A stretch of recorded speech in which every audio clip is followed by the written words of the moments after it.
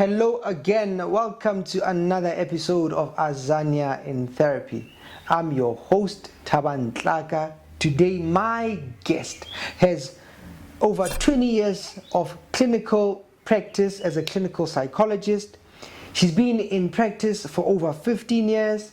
She focuses on stress, psychological trauma, post-traumatic disorder, mood disorders. She's a speaker and now co-author of mental health within the Christian community. Please welcome my very special guest, Dr. Happy Setsiba. Good day, how are you? I can't complain. You can't complain. Very well, thanks.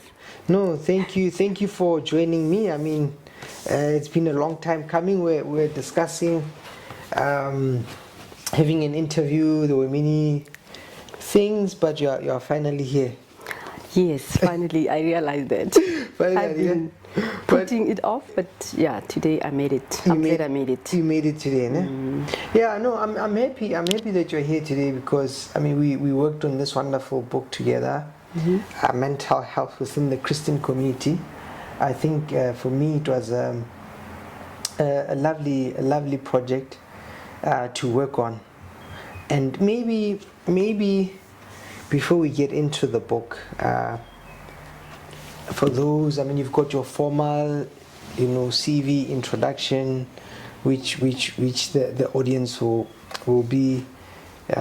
see, but just generally, like if somebody asked you,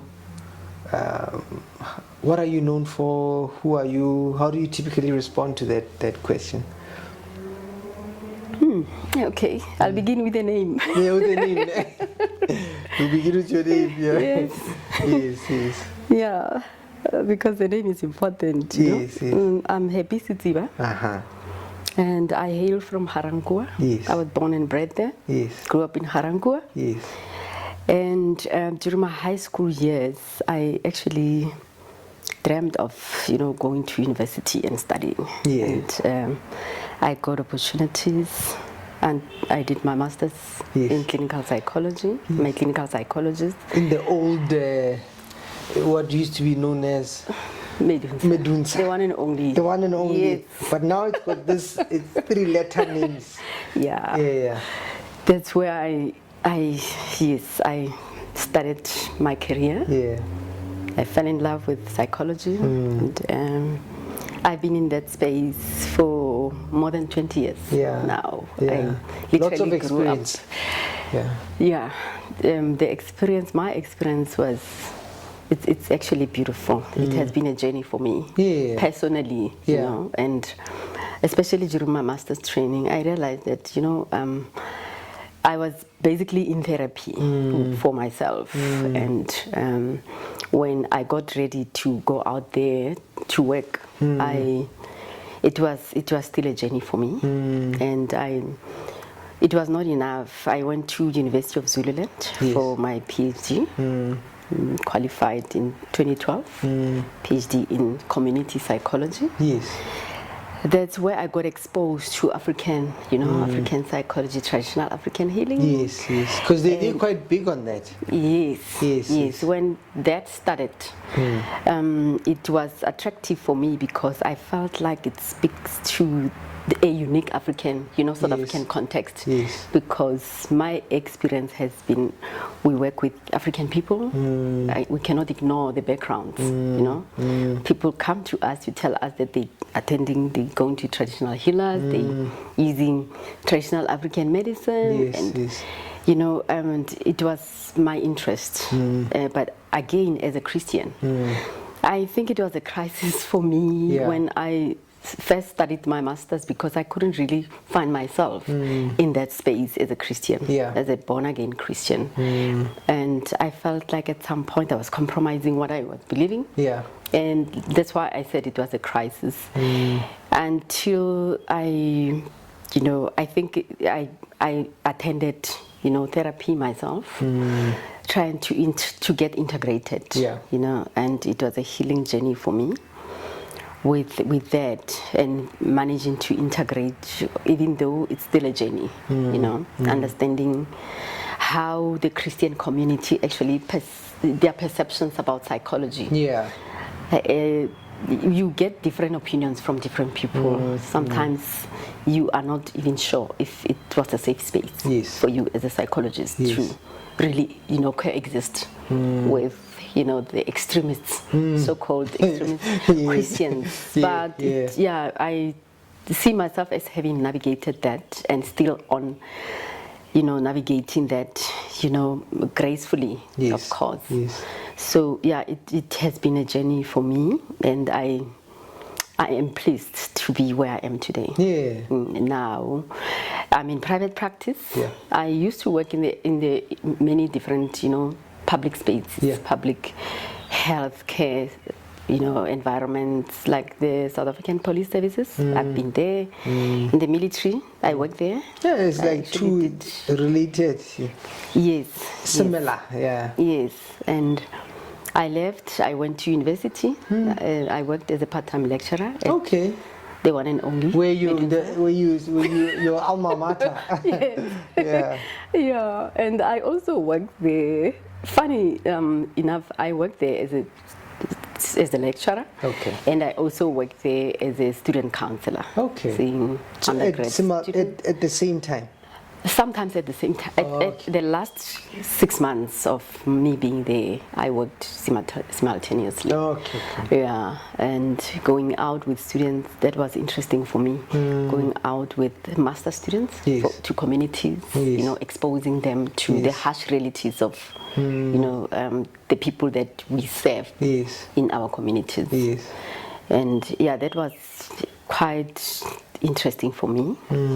And coming back, because I've been in and out of private practice.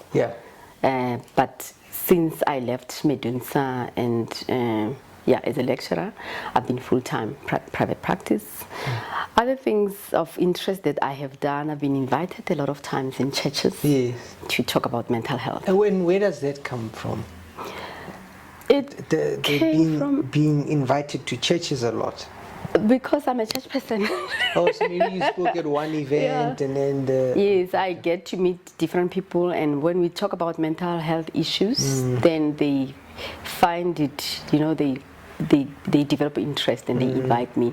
Sometimes they invite me to talk about mental health from a biblical perspective. Then I found it interesting when I delve into the Bible.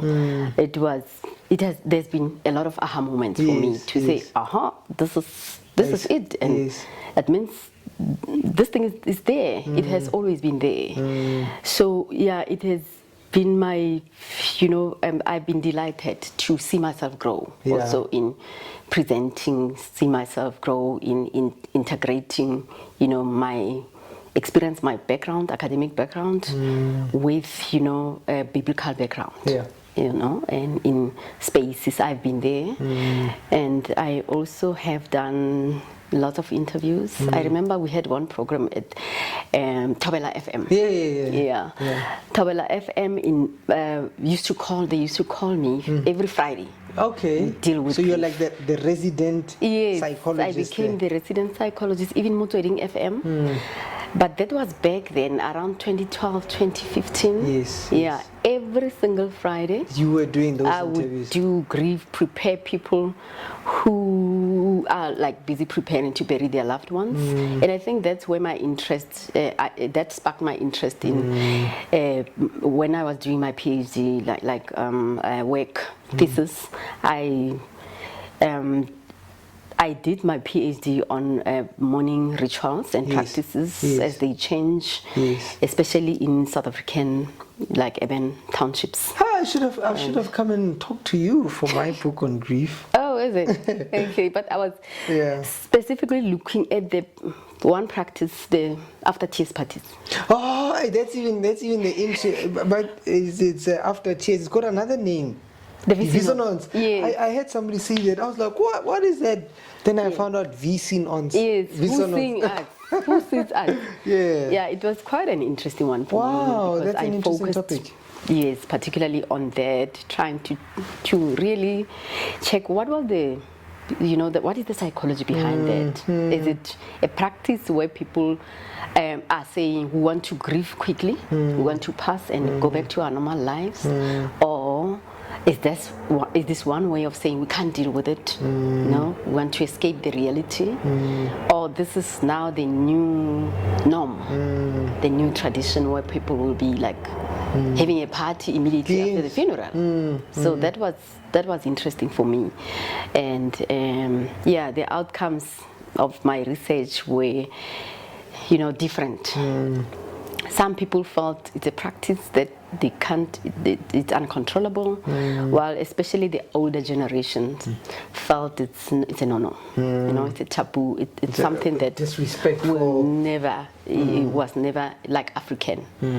So that's what I focused on when I was doing my PhD in community psychology.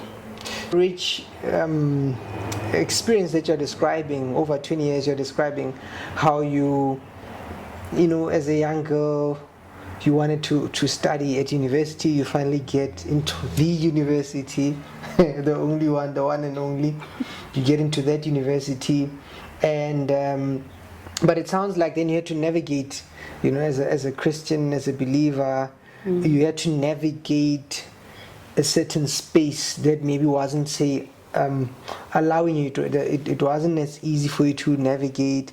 But there's a curiosity about community, family. You go to Zululand, and a very interesting topic, and you lectured in private practice, taking students on excursions, and so it's such a rich, you've got a lot of experience with this.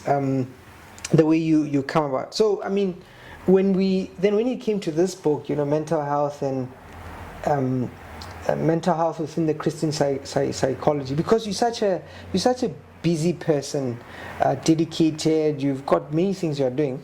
Why did you agree to the book, or what made you interested?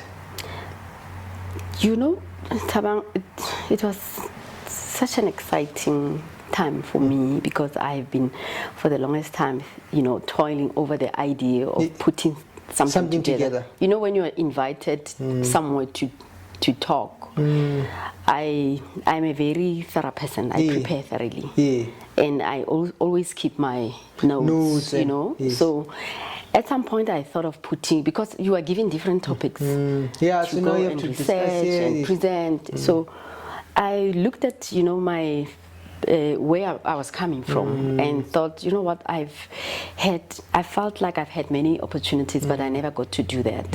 So when this idea of a book came, I thought, let me try my luck. Why not? Yeah, I didn't really hesitate. And even choosing that topic particularly, because that's something that had always caught my interest, because I've been invited in a lot of churches to talk about mental health, and what do I do after then? They say talk is cheap. You'll talk, and after people will be excited. After you talk to them, they'll be asking questions, and after, it felt like something that gets people's attention, and after you walk out the door, then what? Yeah. So I looked at that book, the book, as an proactive action, as the second step to having talked about something. Now you can compile a chapter or a book where it can spread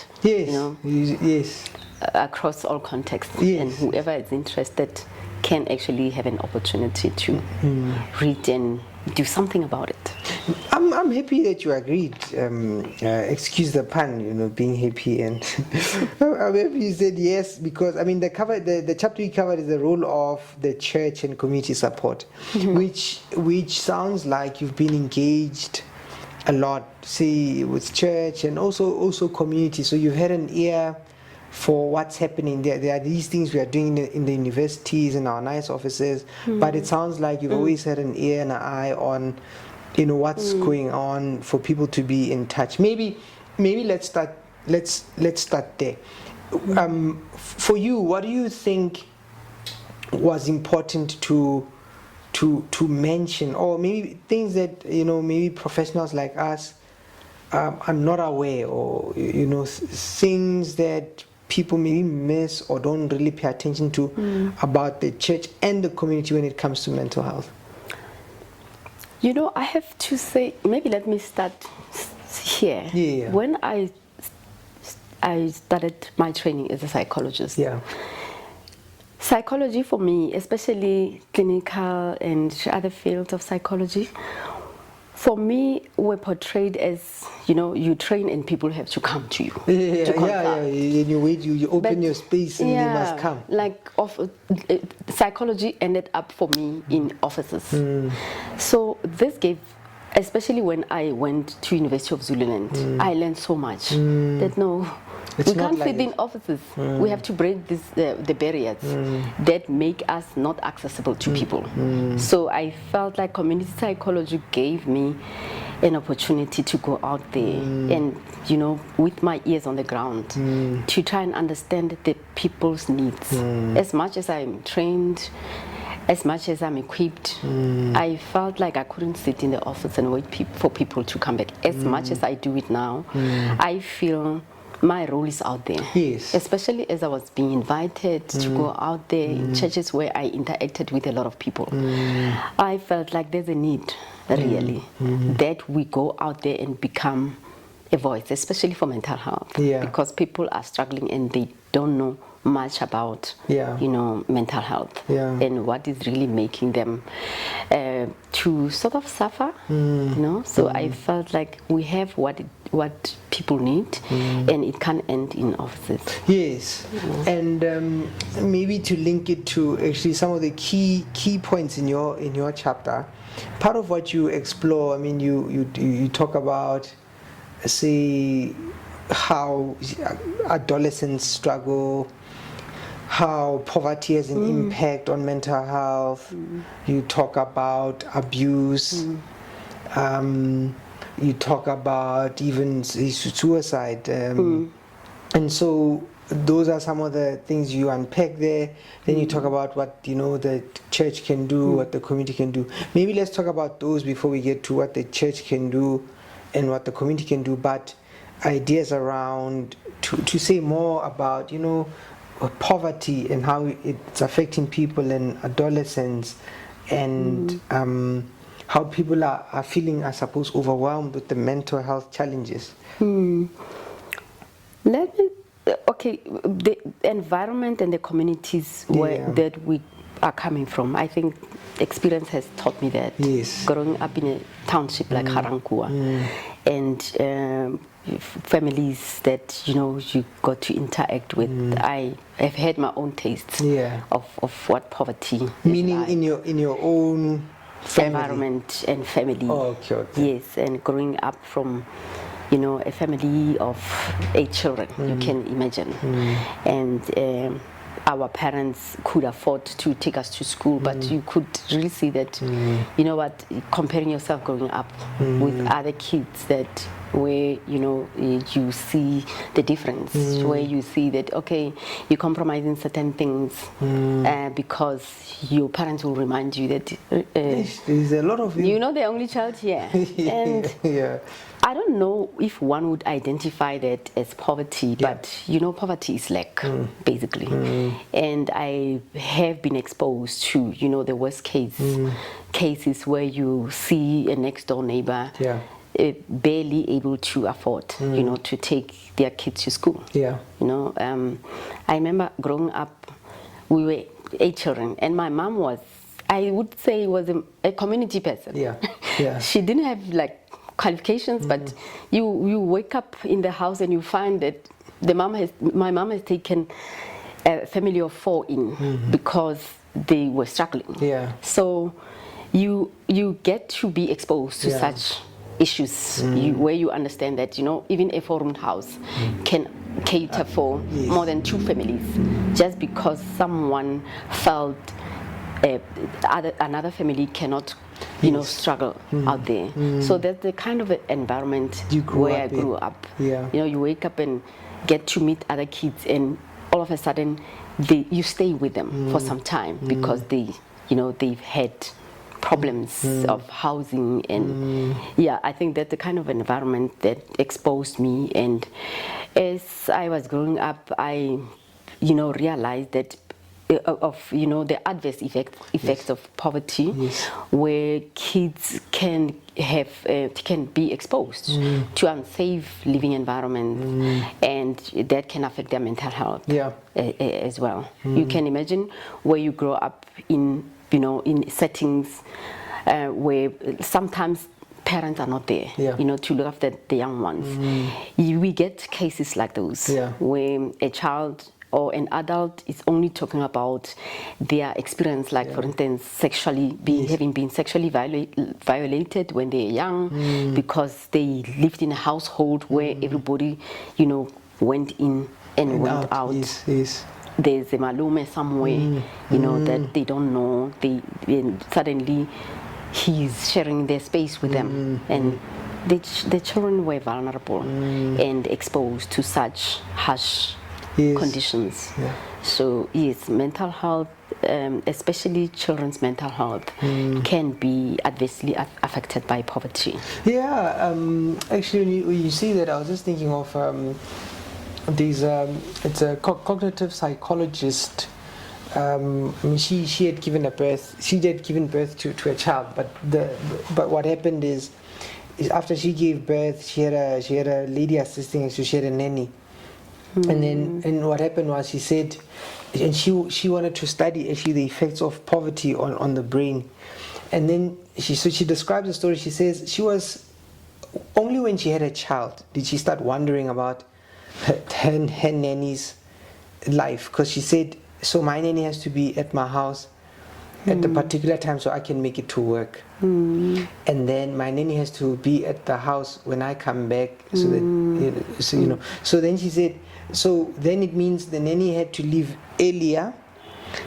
She leaves her child, leave her family earlier, her own children earlier, to be with mine, and then also then travel later. And then when she followed up, she said the simple idea of how much time you spend with your parent actually makes a difference to you psychologically.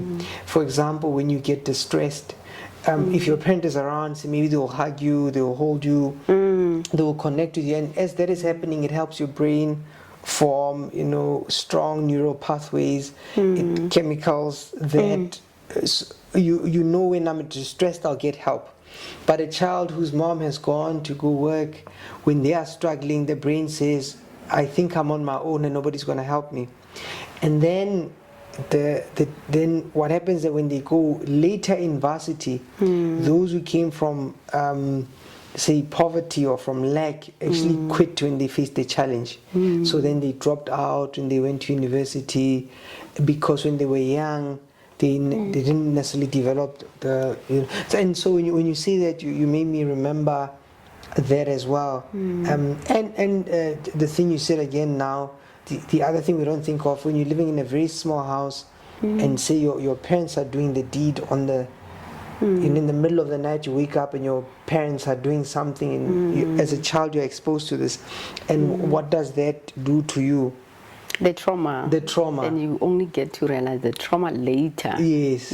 But it doesn't mean that it didn't happen. Yes. The other thing you touched on is, say, maybe, I think you say something about violence or domestic abuse, and maybe some thoughts around that and its impact on mental health. Yeah, I think studies attest to that, actually even experience. Yes. A lot of people who actually come to seek assistance with psychologists, a lot of psychologists will tell you that, the trauma, nothing can actually compare to the destruction, the mental health effect that violence have on, especially on the young ones. They say the brain recognizes trauma early, and as the child's brain develops, it just attaches to the brain, and it develops with the child as the child develops. So you can imagine it will be very difficult to separate. And the biggest thing about violence is that when it happens especially with the vulnerable groups like women and children, maybe children in particular. They're not even aware that they are being traumatized and violated. And, but for the fact that they are not aware, it's not an excuse that it's not affecting them. Yeah. So it affects them, their mental health. It shapes the way, it changes their outlook about the world.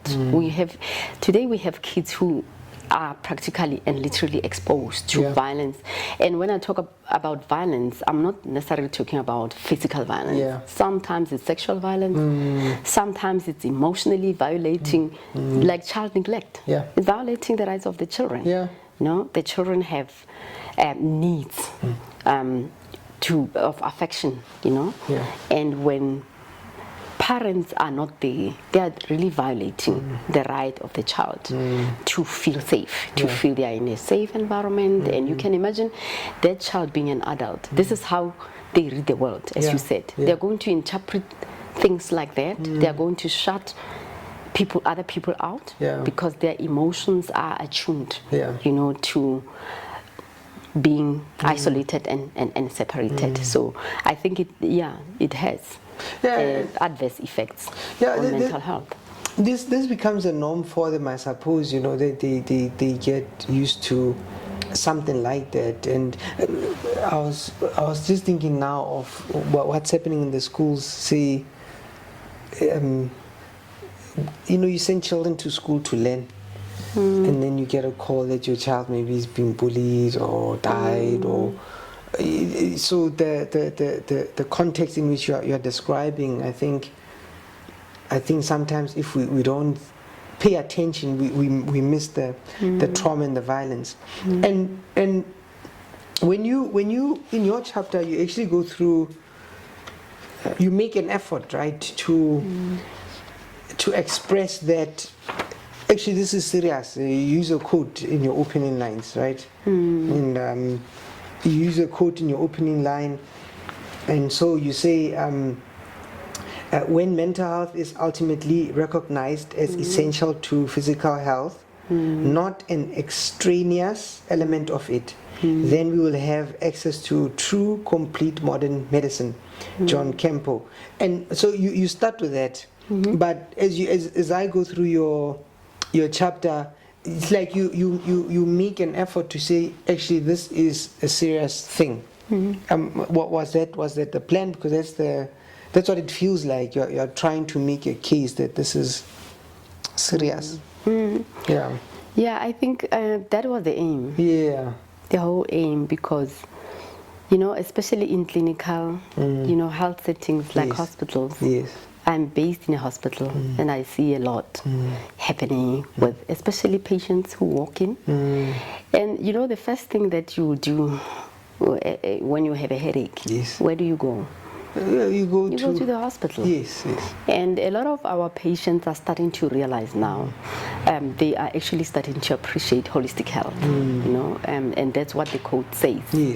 That we're talking about modern medicine. We're talking about robotic, you know, new discoveries, exciting, but I feel we will be making a big mistake if we leave mental health behind. These days we have neuroscience that is attesting, you know, with, you know, tangible, because a lot of people used to think that because mental health or psychiatric or psychological problems are not tangible, it's imaginary. So I think I was trying to, you know, I was trying to give an idea and a full idea of what we are dealing with. Mental health doesn't only end with the person coming to see a psychologist. It sometimes begins not with us, with GPs, with specialists, especially physicians who admit patients with symptoms, a lot of physiological symptoms, stomach aches, chest pains, headaches, elevated blood pressure levels, and you know, patients will be taken from pillar to post. And I'm not even criticizing that, you know, any like that side of medicine. It is within, you know, their responsibilities and you know, to take care of the patient. When a patient walks in, you have to do investigations to try and link the symptoms, the presenting problem with, with the diagnosis. Yeah. But I think a lot of doctors will agree with us. The reason why they refer, sometimes it's the results that tells them we could be dealing with something more else. than what we're seeing. Yeah. So yeah, I think it is with that, from that point of view that I did write about, put that quote at the beginning as an an introductory statement to say modern medicine. We are not talking about it not complete when we don't consider that the behind the brain or more than the brain there's a mind, there's a behind the heart there's a soul, and there's a spirit. If we try to look at health holistically, I think we will start to win the battle in understanding really how the human body functions. So and you see it as a not a by the way thing, but a serious thing. Now, with your colorful history experience as a psychologist, going to different places, churches, contexts, maybe let's go with churches now. What are the things that you've learned? You said now part of what made you interested in the book is that, okay, so you've been places, you've been talking, you've written down, what now? And would you say there are things that the church can learn, like maybe when you've been to different places where you say, okay, maybe they need to remember this or know that, or how churches can play a role in mental health? Yes, I've learned a lot. One, I've learned about the stigma on mental health, that now it may not be only the church and other structures in the community, even families, but particularly within the church, the stigma that is related to mental health. I think it is because of the little information that people have, that we have on mental health. You realize that the field is vast.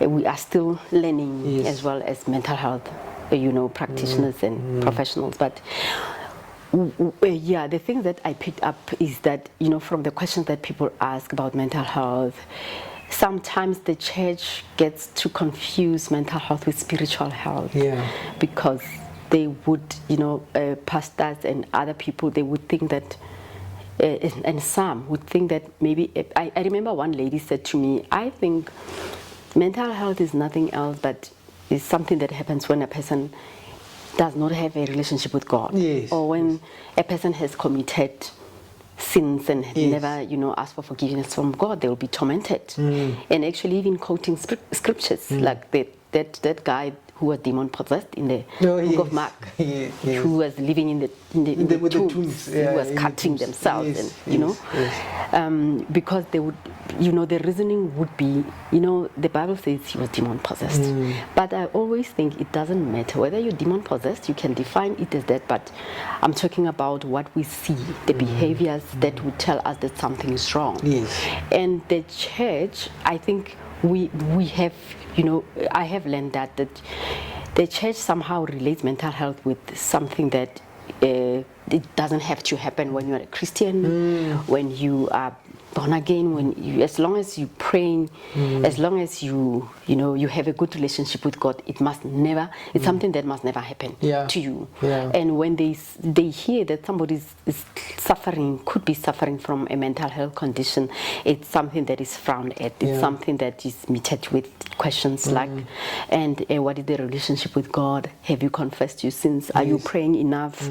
Maybe you have a weak faith, maybe if you don't, like for instance, they'll quote scriptures like the Bible says, be anxious for nothing, and you have to be strong, you have to trust God, meaning if I have depression, if I have anxiety, it means I'm not trusting God.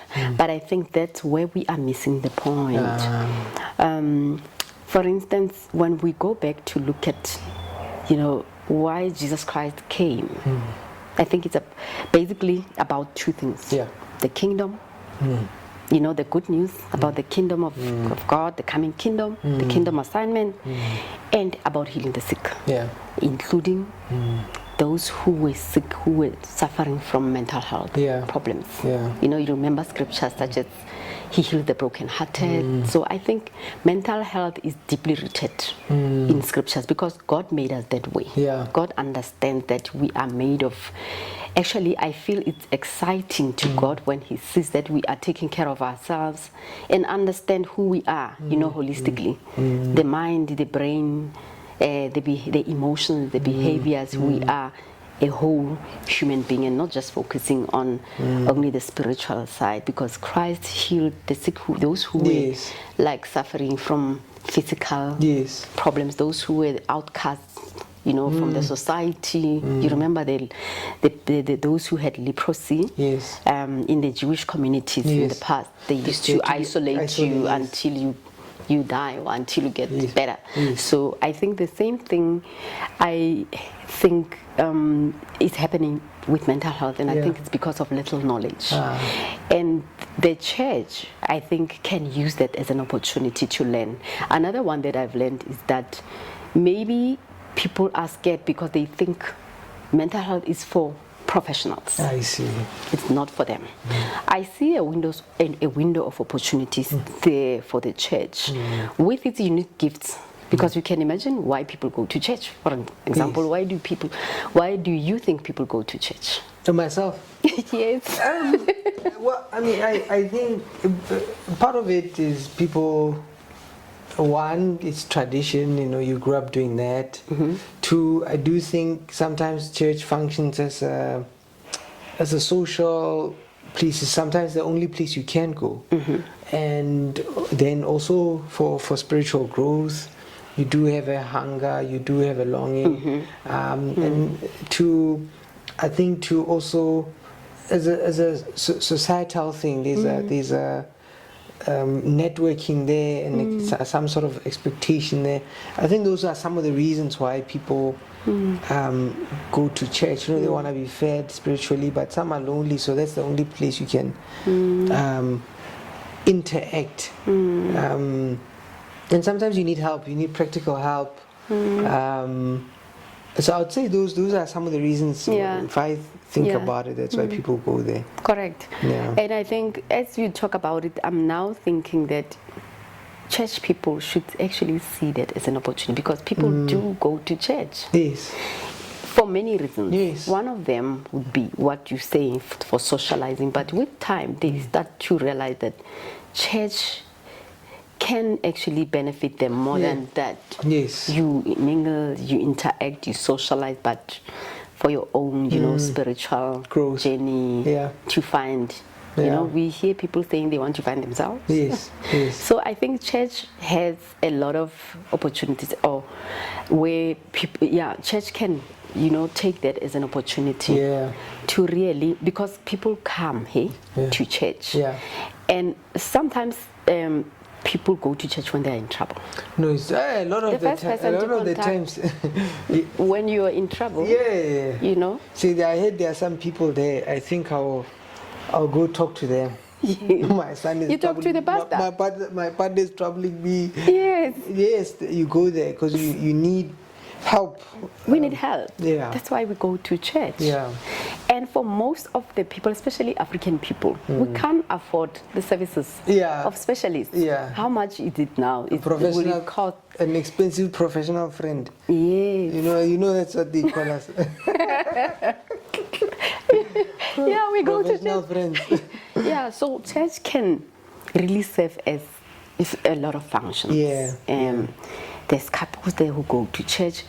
When you have a child, when a child is born, you want to take your child them dedicated to be baptized in the church. So I feel maybe pastors do not feel equipped to deal with mental health challenges, but maybe they don't even realize that they are the gatekeepers of mental health.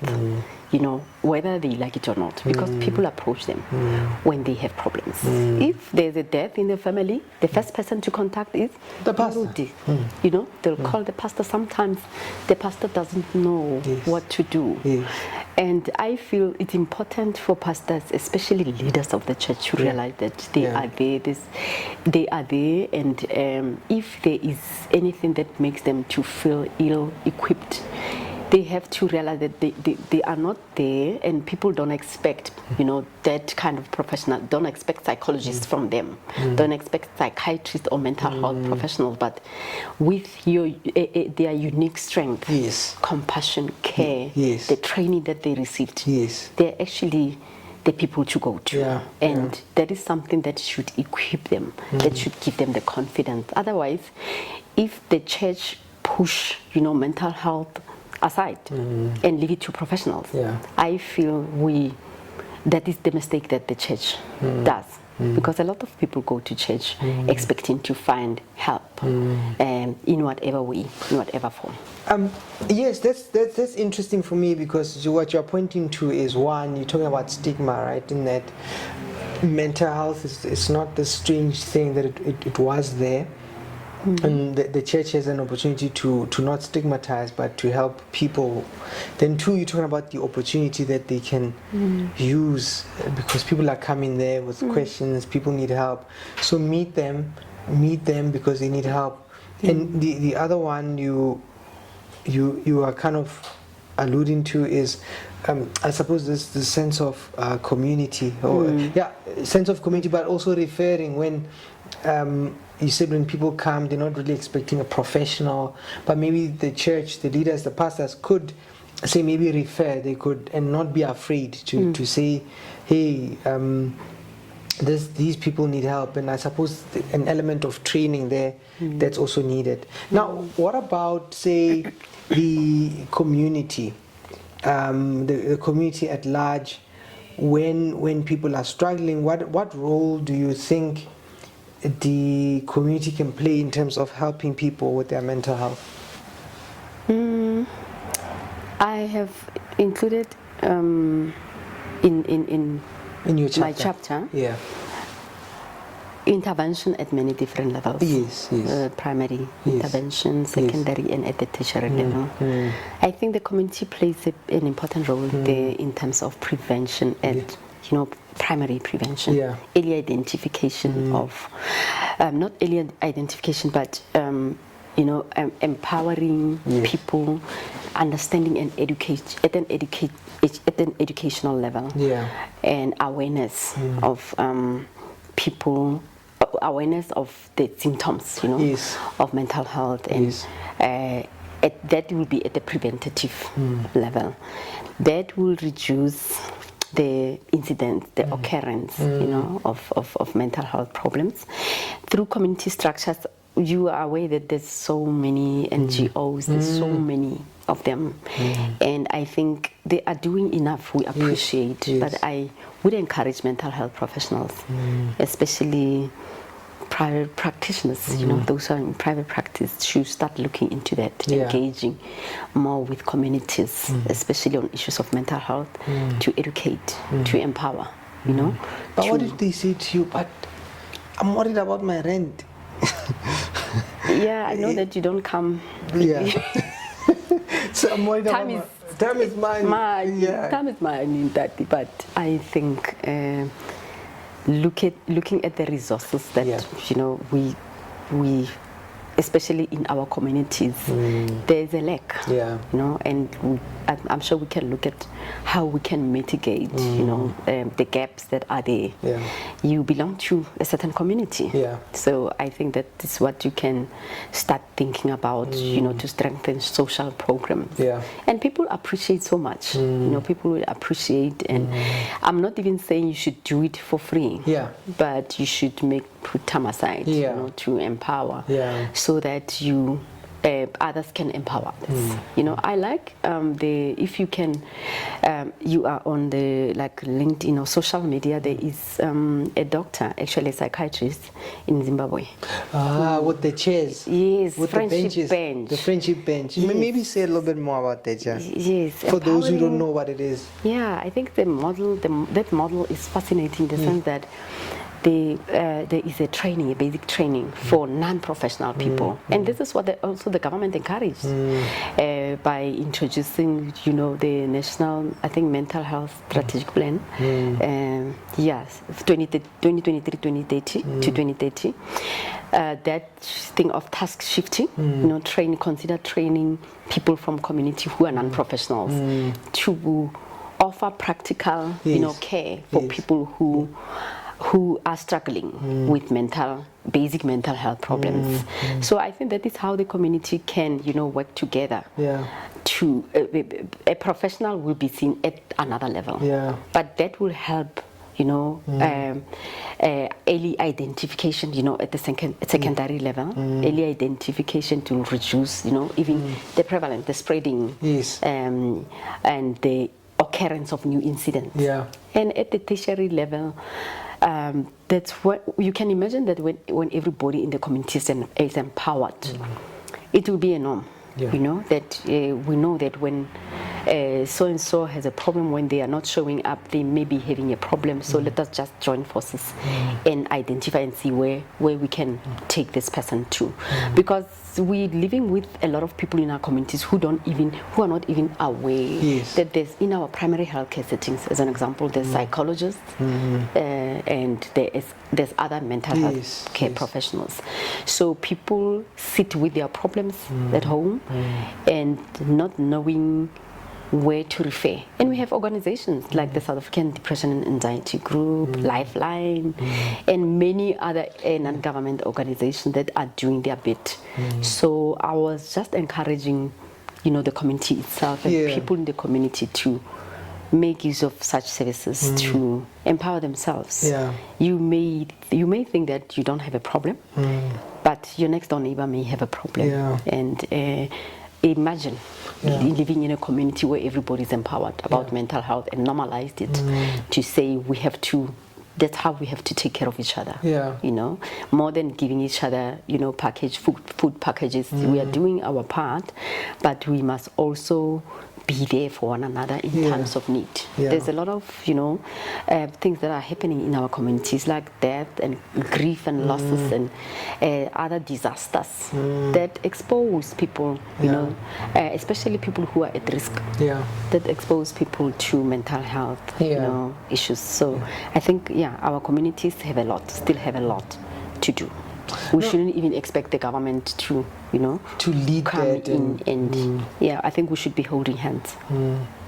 I mean, when you say that, so with the friendship, those benches, I think the idea was that they don't even have enough practitioners. And how about they even get like Abu Mama, older people, Abu Gogo. So, you know, to sit with people, which also says to me, in the society that we live in, we are very isolated, because you explore a little bit about what COVID does and post-COVID, and I think it shows how lonely people are, that we actually have to come up with interventions to have people to talk to. Because if, say, at home there was gogo there and you could engage and we have enough time for each other. So I see that. But two, the important role that the community can play, you know, as you were talking, I was thinking about, you made me think of, for example, there's the drug addiction. And just in terms of, say, people who have children who are struggling with substance abuse, that maybe groups, maybe professionals like ourselves are not, you know, may take some time to go and, you know, to go and assist in things like that, because people are struggling, children are struggling with addictions, people need support, people need information. And I think society can play a role and not dismiss it, like they used to say, you know, especially like black people, they say, this mental health thing is for rich people, we've got so many problems, we don't have time to to think about our feelings, you know. And but I do think society can do that. Now, having worked on the book with a couple of us, I mean, there's 15 of us who contribute to this book, and that journey for you, what was that like? You know, chatting via WhatsApps, and but from the let's start this project to seeing it, holding it, to say, the project is finally here. Your thoughts on that? It was quite interesting. Yeah. It's beautiful actually to be working with this dream team. Yeah. The perfect team. Well, okay. Yeah. But realistically, we met from different walks of life. Yes. We didn't really know each other, but Yes. I really saw us growing in terms of supporting one another, understanding our needs, and working together. Unfortunately, I wasn't there at the launch. At the launch, but We should have a special launch for you. Or a couple of you were not Definitely. there. There was 3 or 4 of you, Yeah, but I found them to be such a group of, understanding people, true mental health professionals who were like caring, compassionate. Strong personalities now and then. Yes, and thanks to you, for your patience and with all of us. I don't know, I don't think I'd do that. I don't really know how you manage that, but you really are passionate about this. Kept the steering wheel. Yes, the steering. Yes, and you have steered the ship to the right direction. And I'm sure everybody's happy at achieving, this milestone. Yeah. For me, it was such a milestone. I cherish the journey and the time that I had to, really reflect. Yes, I had my own fears, realistically speaking, of what if it's not good enough. Yeah. I still go to my chapter and check. Check it out. I could have included this. I could have done this. I remember when we were doing the final and everybody was like, remove this, put this there. And I'm like, it doesn't matter. But even today, when I open my chapter, I still feel like I repeated this. I could have. Yeah. Why didn't I talk about, modern churches and all that? But I think it is the beginning. And we all taking baby steps. Yes. I saw all of us taking those steps. And of course, there are many experienced people, among us. And I really admire them for the good work that they have done. Yeah. Some chapters are actually all of the chapters are brilliant. Yeah. Some are more equal than others. No, but people are unique. But I love the different expressions, and actually that's what I wanted. When I envisioned the book, I wasn't thinking that we are all going to write this academic thing. I thought, because I was thinking about the reader, and I thought different readers respond to different people. Some people like very technical, very deep readers, and some people want just give me the idea simplified. And I think we do get it in this book. Yes. And the other thing I was hoping for is for all of you to see that we have, when you say let's write a book, people think they overthink the thing, as opposed to saying we write and then there will always be room for improvement. Yes. Yeah, and I think a good piece of advice I got, it was actually from an artist, but he was talking about something else. He said, your first album is your fourth album. So the fourth album you release, that's actually your first album. So what he was saying was, don't think of if you did something first, you say, I've arrived. The process of putting out, say, things, one day you'll write something and you say, I'm so pleased. But you can't get to that place without starting. Somewhere. And so you have to start somewhere. We don't have to but I think it's a great book. But I want all of us to just see that to do this, and we did such a beautiful thing, but I'm hoping that even after this, there's more books, there's more collaborations, because we see that this is so possible. And then we are doing some community work. Yes, that is part of doing a bit. I mean, because this can go in every house. Yes, actually, definitely, because some of the chapters. Yes. When you go through the chapters, you actually think of yourself. Yes. You are on a journey. Yes. You can see yourself there. Yes. So that's what I like about the book. It's so diverse, and for the reader, I think they will never regret. Yeah. You know, because there's different, like you said, Yeah. different, you know, tones and different approaches, Yes, and yes. that's what makes it beautiful. Yes. And yeah, I really would recommend the book Yeah. to everyone out there, even those who are not going to church. No, I think if you are living in South Africa, I really enjoy working on books, timeless pieces, and things that, as I do believe it's a book for every library, every house, for those who believe, those who don't believe, those who care about people. I think it's a good resource to have. Now, I don't know if you don't mind answering this one. After you wrote the book, and you went to your family, and you came with your books and you showed them, or your friends, or your church or your circle, how did they respond? You know, when they saw that you wrote this thing, and you know how, any interesting responses,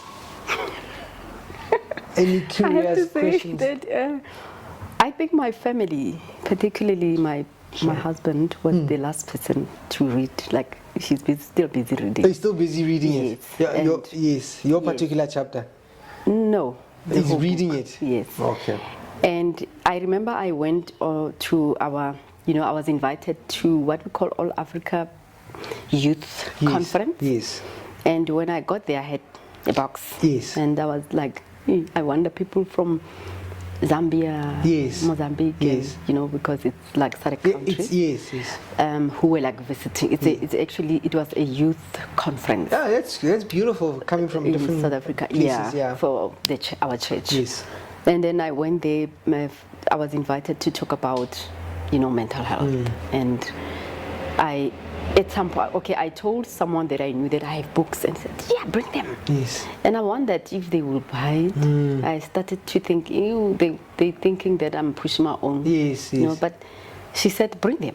I remember when I was standing there talking, she kept showing me the book. I forgot. Yes, saying what? Show them. Yes, she was saying, talk about the book. Yes. Because I went on and on, and as people were asking lots of questions, I was like, I completely forgot about the book. Yes. And immediately after I finished, talking, she stood up and she brought the book, literally before I took my seat. Yes. And then I said, oh, by the way, Yeah. it's a by the way. But I could not believe how many people actually came. Even before the session, it was very... I was like mindful that the session was still continuing, but people came, and most of those, and thank you to them, they bought the book from Nigeria, from Zambia, Mozambique, and many other. So I still have to go out there. I have another batch that I have to take today. You restocked. And what I'm hoping for is like feedback, even though I'm not sure if I will stand it. But I am really expecting positive, or maybe a balanced feedback from the readers, from those who have like responded. I have a friend, and he couldn't wait. I remember when we took it on Facebook. He's in Cape Town, and he called me almost every day to say, when are you giving me the book? And when I posted it like to him, I couriered about 2 weeks ago. He paid even before he received the book. So he was saying to me, hey, I've been wanting to write a book. Let me see. And I said, give me the feedback. And he said, before I give you feedback, I just want to pen mine. So I think it has inspired, I would like to believe that. Inspired a lot of people. And some of my friends responded positively, and some were there at the launch, even though I wasn't there. You were, Yes, and they still would like to have their own copies. So I think it's a beautiful book, beautiful cover, beautiful layout, beautiful paper. Everything about it is beautiful. But I want to say something. I learned this from John Maxwell. Okay. So John Maxwell says that he realized the one thing that stood out.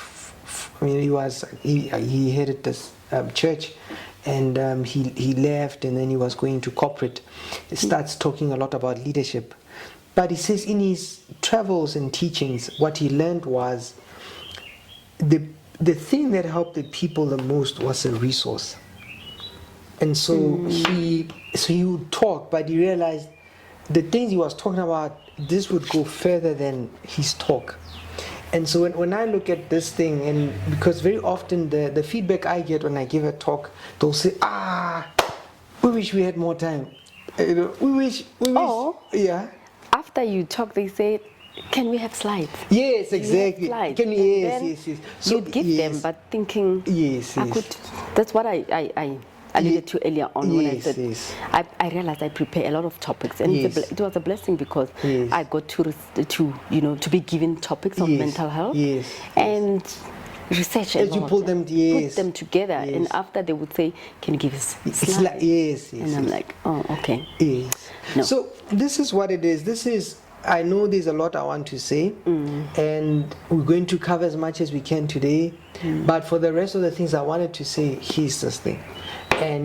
And for me, that's how I see it. And I think of the people who changed my life. I've never met some of these people. Yeah. And people who literally changed my life is because they decided to sit and write something in different parts of the world. And so to never underestimate leaving something with someone, to say, you know what, just I wish I could say more, but here's a book, and then they can write you back, and then they can pass it on to their family members, and so exponentially, that's how I think about. So next time you talk, just say, if I forget, here's this thing. Okay, let's talk now, but here's this thing. Now that you're saying that, even the Bible, it changed our lives, and you've never met the people. So the same, I think, principle applies, because people decided to sit down and write scrolls and that. So information was documented. That's why it has reached us. So it's important to document. We lose a lot of things, we lose a lot of things because it's not documented. We can have brilliant ideas, talk, and talk is cheap. In that sense. I don't know if talking to a psychologist is cheap, but I get you. Okay, maybe parting shot, your last thoughts. Anything you want to say either about the book or just something you think people maybe to reflect more on. And just that last thing to say. And if people want to get in touch with you, what could they do? Okay, I'm on Facebook. Happy Setsiba is my Facebook name. And I'm based at MedForum in terms of practice. I'm doing clinical work there. I'm available, and I don't know, can I leave my number, my practice number? You give us one, we'll put it on the on the I'm based in Pretoria, but I'm available, in case you want me to come over to your church, to your organization, to talk more about the book, and especially churches. I will gladly, hopefully together with my colleagues, the team, to go around and